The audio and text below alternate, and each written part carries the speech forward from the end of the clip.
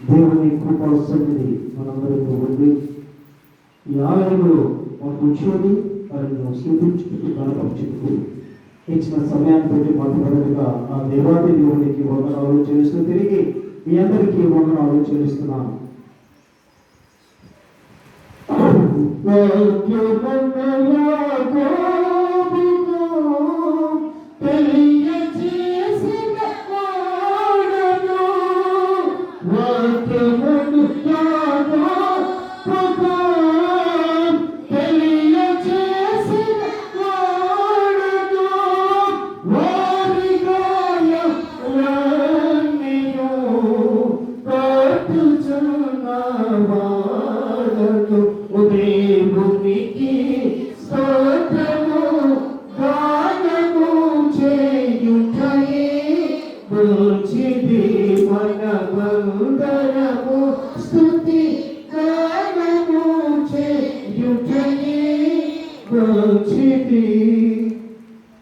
మహాపరిశుద్ధుడు మహోన్నతుడైన దేవా, నీకు వందనాలు స్తుతులు స్తోత్రము చెల్లిస్తున్నాను. అల్పుడైన తండ్రి, అయోగ్యుడు నీ పక్షమును తల్లి నిర్వహించుండగా నీ పరిశుద్ధాత్మక నింపడితో వెలగల చెవి గ్రహించగల మనస్సును ప్రతి ఒక్కరికి దయచేసి సంఘాభివృద్ధి కొరకు వృద్ధి పడేందుకు సహాయం చేయాలి. అల్పుడైన నీ యొక్క సిలువ చాచిన మరుగుపరిచి మాట్లాడాలి. రాక్షసు తండ్రి విడిచినటువంటి ప్రతి ఒక్కరము మీ యందు భయభక్తులు కలిగి నీ తిరిగి నీ వైపు తిరిగి నేను ఆరాధించబడడానికి సహాయం చేయమని యేసు నామమున అడుగుచున్నాను తండ్రి. ఆమేన్. క్రీస్తునందు ప్రియమైనటువంటి దేవుని బిడ్డలారా, ఈ హృదయకాలంలో దేవుడు మనకి ఇచ్చినటువంటి గొప్ప అవకాశం అది. ఎందుకంటే నేను ఈరోజు రెండు కుటుంబాలను దర్శించాను. శోధన వెంబడి శోధన అనగా శోధనలు ఎప్పుడైతే వస్తాయో తిరిగి వారికి ఆ శోధనలు వస్తాయి. నేను ఇంటి దగ్గర వేరే వాక్యం చెప్పుకున్నకి నాకు జస్ట్ 10 నిమిషాల ముందు వాక్యం చెప్పాలనిపించింది. శోధన వెంట శోధన. అందరికీ తెలుసు మీకు శోధన అంటే ఎంతమందికి తెలుసు? శోధన అంటే ఏంటి అసలు? కష్టాలు, నష్టాలు, శోధన అనగా ఏదో ఒక ఇబ్బందులు వచ్చేది శోధన. అది తప్పి పోక మునిపే ఇంకొక శోధన వస్తే దాన్ని ఏమంటారు? శోధన అంటే శోధన అంటారు. చిన్న ఉదాహరణ చెప్పేసి మాట్లాడగలుగుతారు. ఒక మంచి మర్రి చెట్టు ఉందంట. అయితే ఆ మర్రి చెట్టు మీద ఒక పక్షి వచ్చి గూడు పెట్టుకుందంట. అదే గూటి కింద ఆ పొదలో ఒక కోడి కూడా పెట్టుకుందంట. కోడి గుడ్డు పెడుతుందంట. పైన ఆ పక్షి అక్కడ గుడ్డు పెడుతుంది. ఒకటేమో పైన ఒకటి కింద ఉంది. మొదట్లో ఆ పైన పెడుతున్నటువంటి పక్షి ఆ గుడ్డు ఒకటి జారొచ్చి ఈ కోడి గుడ్డలో పడుతుంది. బాగా ఆలోచించండి. ఈ కోడి కింద పడినప్పుడు ఈ కోడి యథావిధికి దాన్ని పొడిగేసింది. యథావిధికి బయటకు వచ్చింది. అక్కడ ఉన్నటువంటి పక్షి కూడా అక్కడ పిల్లలు వేసేసింది. అయితే ఇలా రెండు కలిసి ఎరుగుచున్నప్పుడు ఇక్కడ ఉన్నటువంటి ఈ కోడి పిల్లలతో పెరిగినటువంటి ఆ పైన ఉన్నటువంటి పక్షి పిల్ల చూసి, అమ్మా ఎందుకు మనం తింటున్నాము? అక్కడెందుకు అది అక్కడెందులో ఉన్నది, అది అక్కడెందుకు ఉన్నది అన్నప్పుడు ఈ యొక్క కోడి అంటుందంట, అమ్మా నేను అని చెప్పలే, అది పైన ఉండేది. ఆ యొక్క పక్షి ఇక్కడ ఉన్నటువంటి పక్షులన్నిటికంటే కూడా ఉన్నతమైనది. ఆ పక్షులన్నిటికీ రాజు, దాన్నే పక్షిరాజు అంటారు. ఆ పక్షిరాజు కనుక అది పైన ఉంటుంది. మనం ఎప్పుడు ఇక్కడ కిందనే ఉండి దేవుని ఆరాధిస్తాము. మరి అది ఎందుకు ఆరాధించు కనుక అది పైన ఉంటుంది, ఎప్పుడు కూడా పైన ఉంటుంది. కానీ అదే స్థితి ఒక లోకములో ఉన్నటువంటి ఈ యొక్క పక్షి కూడా ఆ యొక్క ఉన్నతమైన రాజకుమారుడైనటువంటి ఈ పక్షి కూడా ఈ మనుషులతో అనగా ఈ లోకములో ఉన్నటువంటి కింద ఉన్నటువంటి వారిని చూస్తూ ఆ బయటకు మర్చిపోయింది. అంటే రాజవంశం నుంచి వచ్చినది, రాజవంశం నుంచి వచ్చిన ఆ యొక్క ఈ అలవాట్లకు లోనైపోయింది. ఈ కోడి తిని తిన్నది, కోడితో సహవాసం చేసింది, కోడి పిల్లలతో జీవించింది కనుక ఈ లోక సంబంధమైన విషయాలతోనని జీవించింది. అయితే పైన చుట్టుబట్టి ఆ పక్షరాజు పిల్లలు పైకి ఇప్పుడు చుట్టుపోయినాయి. చెప్తున్నటువంటి ఎప్పుడైతే లోకంలోకి మనం వస్తామో, లోకంలో ఎప్పుడు మనం జీవిస్తామో ఈ లోక ఆచారాలతో మునిగిపోతాం. మనము ఈ లోకంలో ఉన్నటువంటి భోగాలతో మునిగిపోతాము, లోక పాపంలో పడిపోతాము. దేవుని పైకి చూడని వారంగా జీవిస్తాం మనం. ఈ పక్షరాజు అయితే పైకి ఎగిరించినప్పటికీ వాక్యం చదువుకున్నటువంటి మనం ఒకసారి చదువుకున్నాము. ఇదో వస్తున్నాడు 32 వచ్చాడు 11 వచ్చాడు. పక్షరాజుకుడు రేపి తన పిల్లల పైన అలలాడించు రెక్కలను చాపుకొని వాటిని పట్టుకొని తన రెక్కల మీద వాటిని మోయినట్లు యెహోవా వారిని నడిపిస్తాడు. కృష్ణంలో ప్రియమైనటువంటి దేవుని బిడ్డలారా, శోధన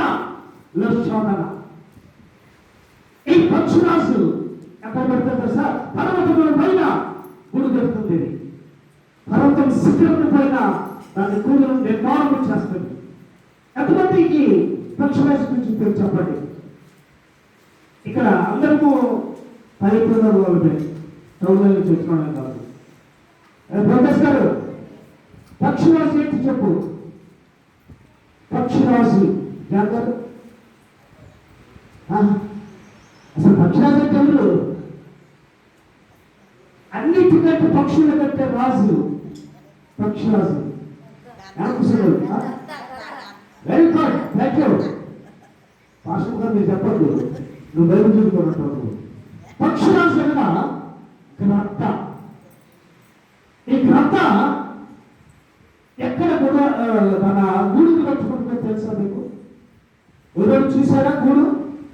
గద్ద గూడు చూసారా? వెరీ గుడ్, థ్యాంక్ యూ, మంచిది.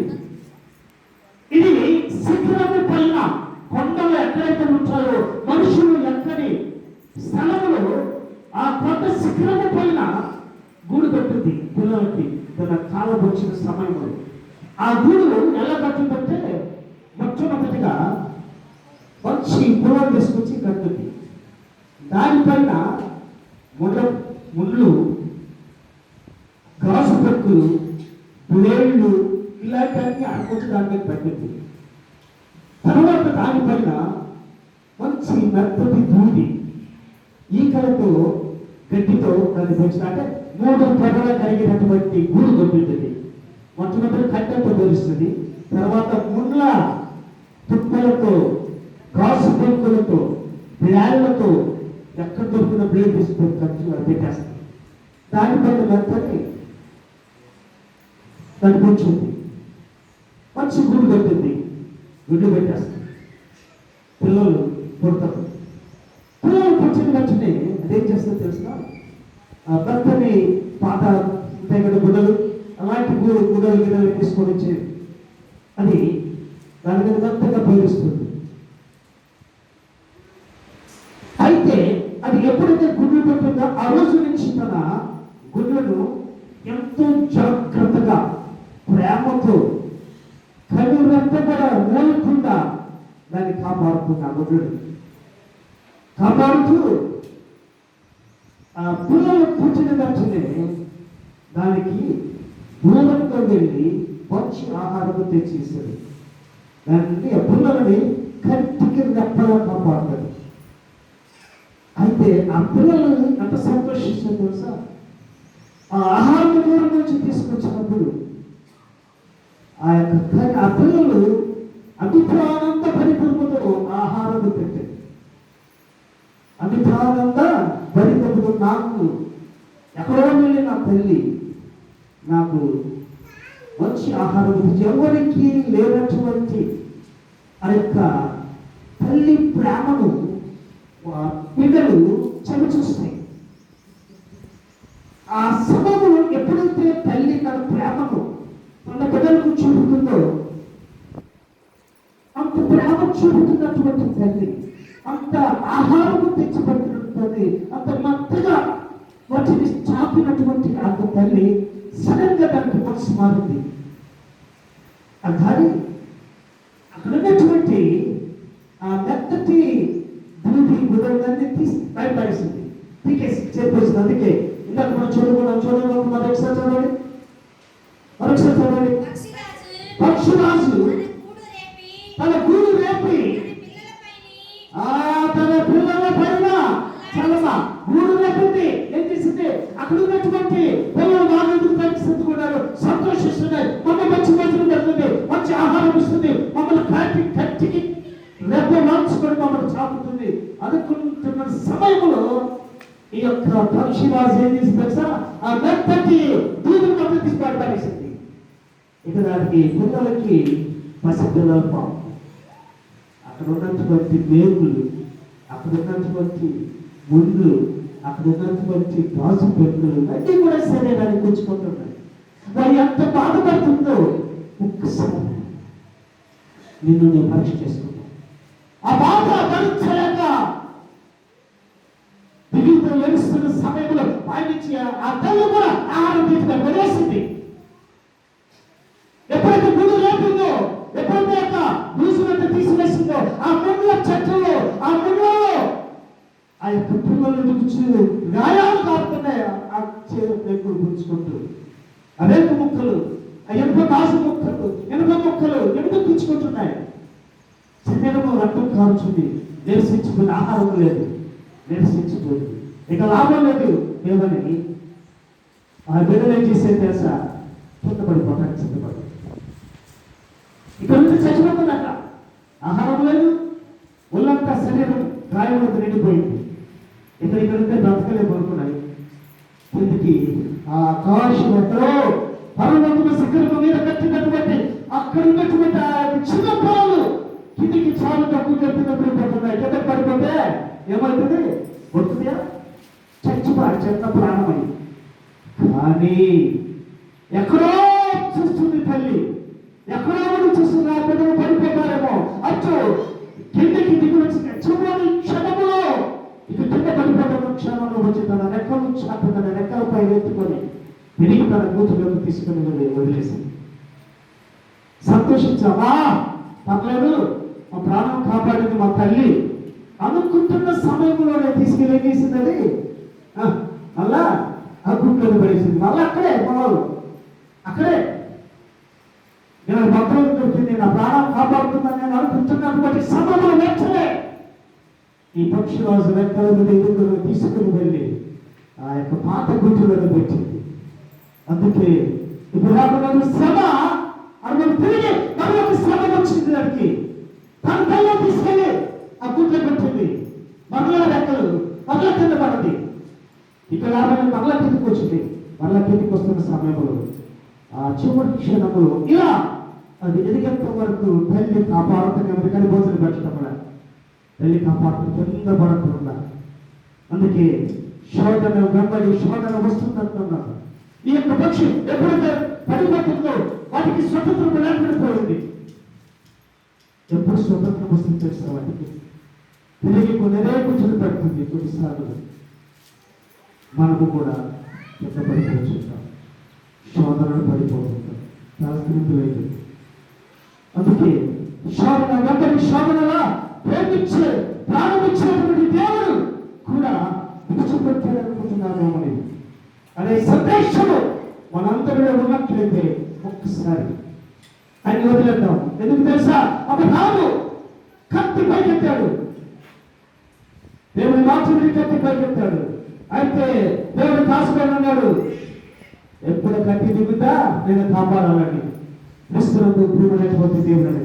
అందుకే దేవుడు పరీక్ష పెడతాడు మనందరికీ, శోధన నుంచి శోధన. అందుకే శిఖరము మీద ఆ పిల్లలు శిఖరము మీద నుంచి ఇంచు నుంచి కింద పడే సమయంలో తను కనపడకుండా ఎక్కడో ఉన్నటువంటి తన పిల్లలు కనపడకుండా దూరముగా చూస్తూ వచ్చి తన పిల్లలని కింద పడనివ్వకుండా తన లెక్కల పైన ఎత్తుకుని తిరిగి తన దాచిపెట్టింది. క్రీస్తునందు ప్రియమైనటువంటి దేవుడు బిడ్డలారా, మన పట్ల కూడా మన పక్షమున దేవుడు ఉంటాడు. దేవుడు నువ్వు కింద పడిపోతున్నావా, చివరి క్షణం పడి చూస్తున్నట్టున్నాడు. అబ్రహాము కత్తి చంపేస్తానని అన్నాడు. అబ్రహామా ఆ కత్తి దిగే సమయంలో కిందకు వచ్చిన సమయంలో వచ్చి పట్టుకున్నాడు. నీవు నీ శ్రమలో ఉన్నట్లయితే దేవుడు నీకు తోడున్నాడు, నడిపిస్తాడు. నీకు ఎప్పుడు తెలుసా, శోధనలో మనము దేవునిపై ఎట్లా ఆధారపడాలి. అయితే ఈ పక్షులు కొన్ని రోజులకి ఏం జరిగినట్టే పిల్లలకి బలం వచ్చింది, శక్తి వచ్చింది. వాటి రెక్కల మీద వాటిని తిరుగుతూ వెళ్ళిపోతారని వదిలేసి దేవుడు కూడా నిన్ను పట్టుకుంటాడు, నేను కాపాడుతాడు. దేవుడు ఏ సమయంలో నీవు శోధనలో ఉన్నావా, నీవు బాధలలో ఉన్నా సరే ఇది రక్షించే దేవుడు మన దేవుడు. అందుకే క్రీస్తునందు ప్రియమైనటువంటి శోధన మనకు అసలు శోధన ఎందుకు మనకు వస్తుంది? ఎందుకు మనకు శోధన? యేసుక్రీస్తు చనిపోకటి ముందు సిలువకు అప్పగించడానికి 40 దినాలు శోధించబడ్డాడు. ఆ శోధన దినాలే మనము 40 days లెంట్ డేస్గా మనము ఆచరించాము. అనగా ఈ పక్షి రాజు తన పిల్లలని గుట్టులో నుంచి పడిపోతున్న సమయంలో తన రెక్కలు చాపి 2 రెక్కలు చాపి తను ఎత్తుకొని మళ్ళీ ఆ కష్టాల నుంచి తొలగించడానికి, అపాయం నుంచి తీసివేయడానికి బయట తీసుకుని వెళ్తున్నాడు. అయితే మనకు నేను పక్షిరాజు యవనము పడి ఈ యవనము కొత్తగా అంటున్నాడు. శోధన కాలంలో శోధన లేకపోతే మనము ఆత్మీయ మనకు చూపిస్తాను. మనం ఆత్మీయ జ్ఞానం, ఆత్మీయ జీవితము లేకపోతే మరుగుజ్జులు తెలుసా? అంత లేకపోతే తెలుసు మరుగుజ్జులు. మరుగుజ్జులు తెలుసా? మరుగుజ్జులు అంటే అంత పొట్టోళ్ళు ఉంటారు, వాళ్ళు మరుగుజ్జులు. అనగా ఈ మనకు కూడా మన స్థితి ఆత్మీయ జీవితం లేకపోతే ఆత్మీయమైనటువంటి మరణము మరి మనకు చూపిస్తున్నాను. మనము ఎంతకని వాడము ఎన్ని సంవత్సరాలు ఆ గుజ్జులో ఉన్న మనము తన పిల్లలు కాపాడుతుంది, పెంచింది, పెద్ద చేసింది. కానీ అది ఎప్పుడు కూడా మార్చని స్థితిలో ఉన్నారా? అవి ఆత్మీయ జీవితంలో లేకపోతే అవి మన గుజ్జులకు సమానం. క్రీస్తునందు ప్రియమైనటువంటి దేవుడు ఈనాడు నీవు ఆ స్థితిలో ఉన్నామేమో ఒక్కసారి పరీక్ష చేసుకోండి. ఏ స్థితిలో ఉన్నామో మనం మన గురించి స్థితిలో ఆత్మీయంగా ఎదగలేదిస్తున్నాడు. ఎదుగుతున్నాం, శరీరం ఉంది, బలం ఉంది, రక్త మాంసములతో ఉంది, మరి పౌరుషం ఉంది. ఎందుకు పౌరుషం ఉంది?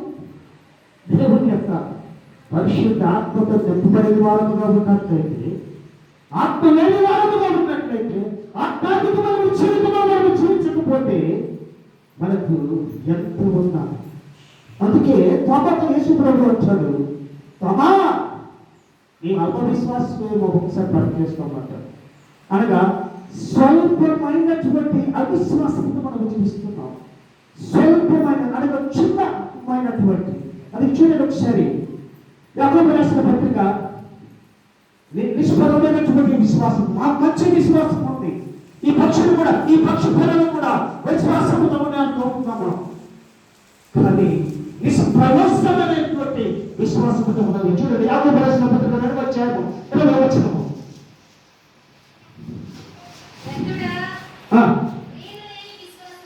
నీవు లేని విశ్వాసము,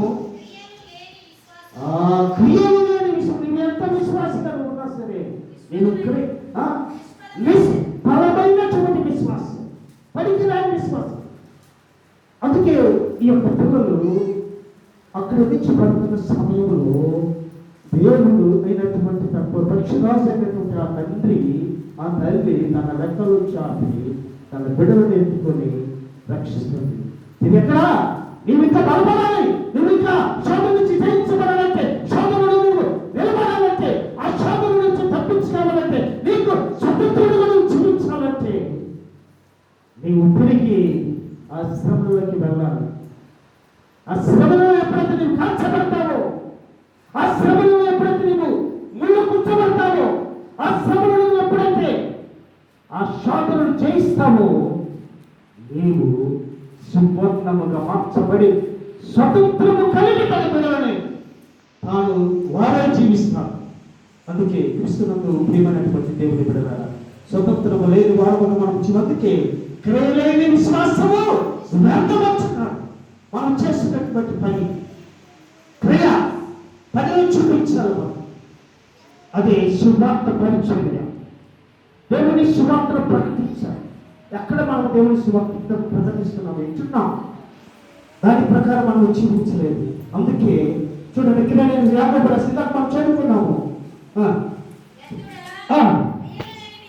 క్రియలేని విశ్వాసము నిష్ఫలమైనదని మన పితరుడైన అబ్రహాము తన కుమారుడైన ఇస్సాకును బలిపీఠముపై పట్టుకొని బలి అర్పించడానికి కట్టెత్తాడు. విశ్వాసానికి క్రియ చూపించాడు. ఆయన నేను విశ్వాసిని, నువ్వు చెప్పుడు పని నెరవేరుస్తాను అని క్రియ చూపించాడు. అక్కడ తను నరకటానికి సిద్ధపడ్డాడు. తన కుమారుడు బలి కొట్టడానికి వెనుకాడక కట్టెత్తినప్పుడు దేవుడు తన చేతులతో వచ్చి ఆపాడు. అందుకే మనం ఎలాంటి విశ్వాసంతో మనం ఉన్నాము ఒక్కసారి చెప్పేసి ముగించుకున్నాము. భ్రష్టమైనటువంటి విశ్వాసము, భ్రష్టత్వము కలిగించే విశ్వాసం. చూడండి, 1 తిమోతి రాసిన పత్రిక 4:2 1 తిమోతి రాసిన పత్రిక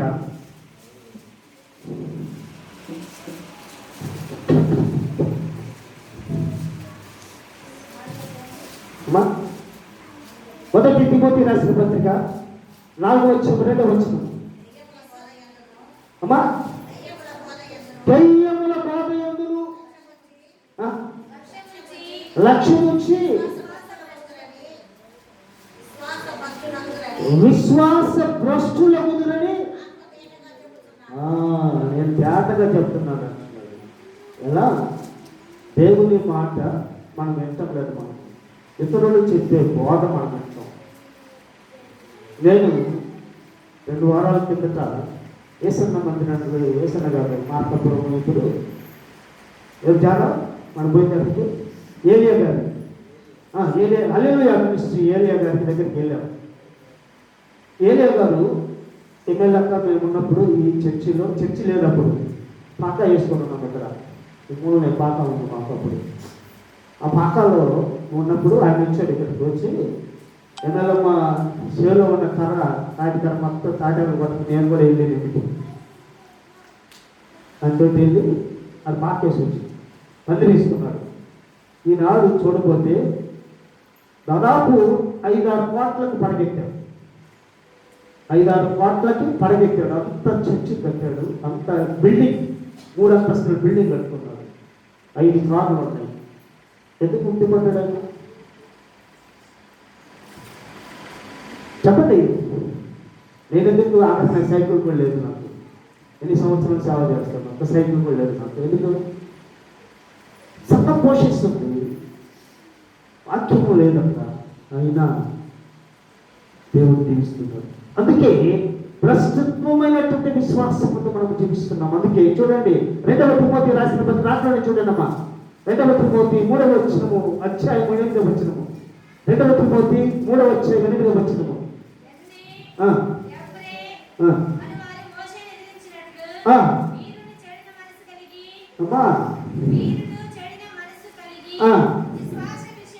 విశ్వాస విషయంలో భ్రష్టులై ఉన్నామా? చాలమ్మా. ఈ యొక్క పక్షిరాశి కూడా తన పిల్లలు కాపాడాలనుకుంటుంది. ఈ పిల్లలు మాత్రము నేను ఇక్కడ చెల్లిపోయేలా మాకు స్వతంత్రం కావాలనుకుంటున్నాయి.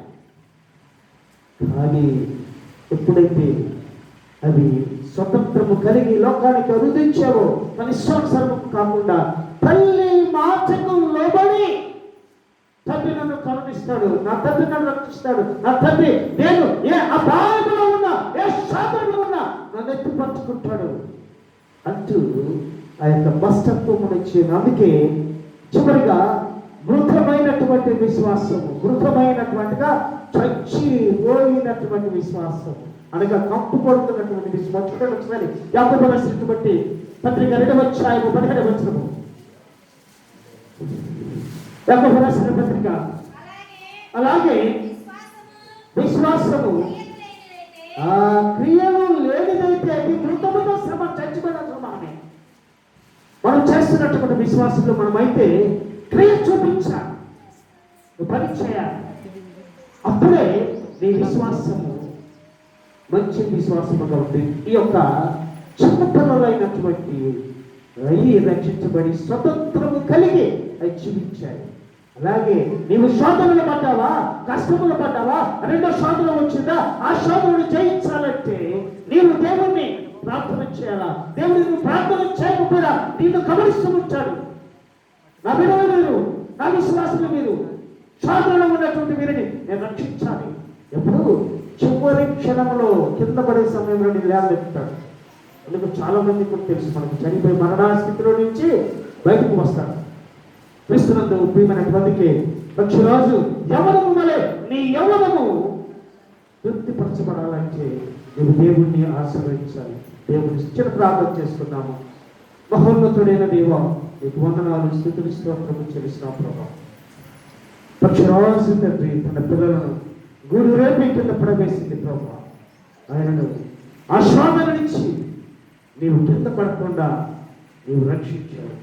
ఆ రీతిగా మా సంఘములో ఉన్నటువంటి ప్రతి కుటుంబంలో ఏ శోధన అయితే ఉందో తండ్రి, ఆ శోధన నుంచి ప్రతి ఒక్కరిని చివరి క్షణములను విడుదల దయచేస్తామని నమ్మొచ్చు. యేసు నామమున అడుగుచున్నాము తండ్రి. ఆమేన్.